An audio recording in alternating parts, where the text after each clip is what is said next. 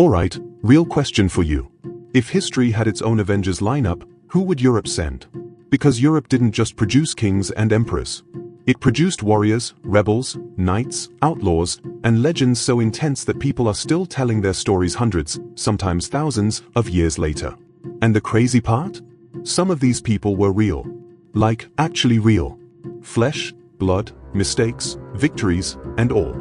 So sit back for a few minutes, because this isn't one of those dry history lessons. This is the kind of story your friend tells you at night like, bro, you won't believe what this guy did. Let's start in ancient Greece, where heroes weren't just admired. They were worshipped. Achilles. Yeah, that Achilles. Half god, half human, fully terrifying on the battlefield. This man wasn't just strong, he was unstoppable. When Achilles walked into battle during the Trojan War, entire armies panicked. Not because of strategy, not because of numbers, but because they knew Achilles was coming. He fought like a force of nature. Fast, brutal, emotional, and almost impossible to kill. Almost. Because for all that power, all that glory, there was still one tiny weakness. His heel. And that's what makes his story hit so hard. The greatest warrior of his age, brought down by a single arrow to the only place he could be hurt. Legendary strength. Human vulnerability. That balance is why Achilles never faded into myth. He became immortal through it. Now let's move north. Way north. Into the cold, misty lands of Scandinavia. If Achilles was a storm, Beowulf was a monster hunter. Literally.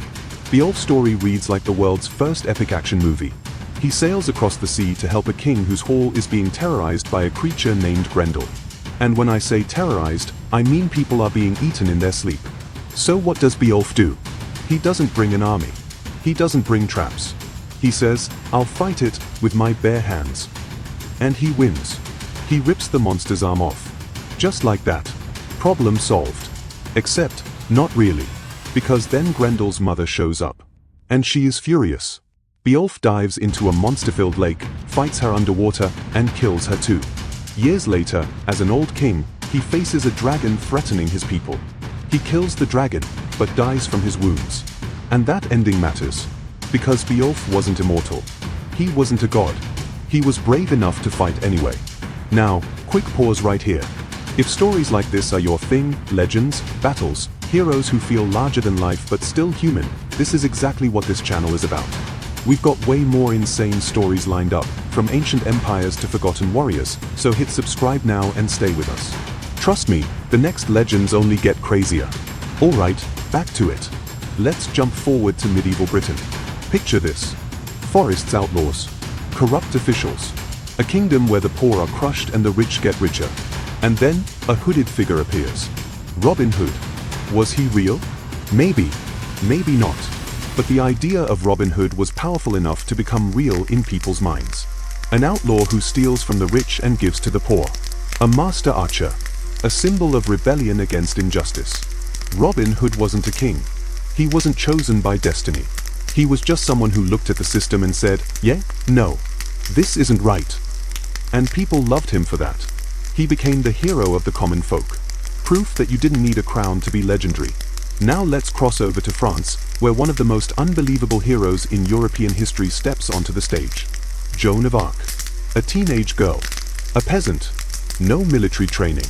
No noble blood. And yet, she changed the course of an entire war. France was losing badly during the 100 Years' War.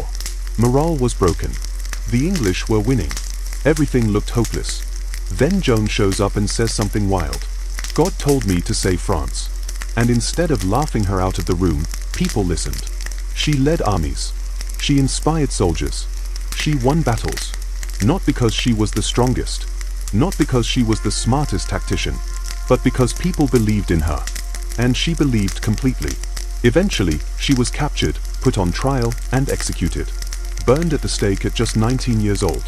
But that wasn't the end of her story. She became a symbol of courage, faith, and resistance. A reminder that sometimes, the bravest heroes are the ones no one expects. Now let's talk about rebellion on a massive scale. Ancient Rome. Slavery everywhere. Brutal conditions. No hope. Until one man says, enough. Spartacus. A gladiator. A slave.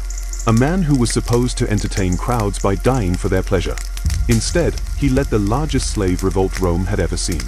Tens of thousands followed him. They defeated Roman legions. They terrified the most powerful republic on earth. For a moment, it looked like the entire system might collapse. And even though Spartacus was eventually defeated, Rome never forgot him. Because he proved something dangerous. Even the most powerful empire in the world could bleed. Now let's move to the misty highlands of Scotland. William Wallace. Yes, the guy from Braveheart. And no, the movie didn't get everything right. But the spirit? That was real. Wallace led a rebellion against English rule. Outnumbered. Under-equipped. But absolutely fearless. He used guerrilla tactics. Surprise attacks. Sheer determination. For a time, he actually won Scottish independence. Eventually, Wallace was captured and executed. Brutally. But his death didn't end the fight. It fueled it. He became the symbol of Scottish freedom. The idea that no matter how strong the enemy, freedom is worth the cost. Now let's sail east, into legend and reality mixed together. King Arthur. The once and future king. A boy who pulls a sword from a stone when no one else can. A king who unites Britain. A ruler surrounded by knights who swear loyalty not just to him, but to honor itself. Camelot. Excalibur. The Round Table. Was Arthur real?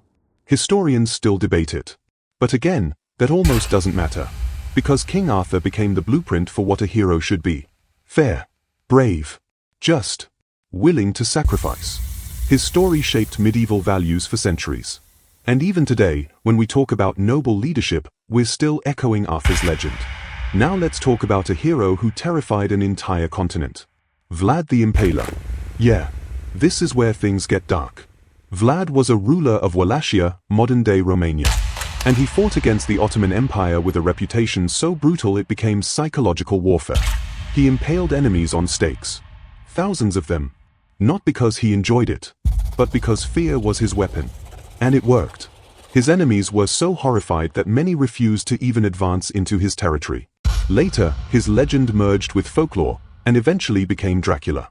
But behind the myth, there was a real ruler using terror to protect his homeland. Not a hero in the traditional sense, but a reminder that history's legends aren't always clean or comfortable. Now let's end with someone who feels almost modern. Napoleon Bonaparte. A short Corsican outsider who rose to command armies, conquer Europe, and crown himself emperor. Napoleon wasn't born into greatness. He earned it on the battlefield. He revolutionized warfare. He inspired loyalty. He terrified kings. For years, Europe revolved around him. And then, it all fell apart. Defeat. Exile. Return. Final defeat. Napoleon's story isn't about perfection. It's about ambition. How far one person can rise, and how far they can fall. And that's really the thread connecting all of these heroes. They weren't perfect. They weren't always good. They weren't always victorious. But they stood out. They changed things.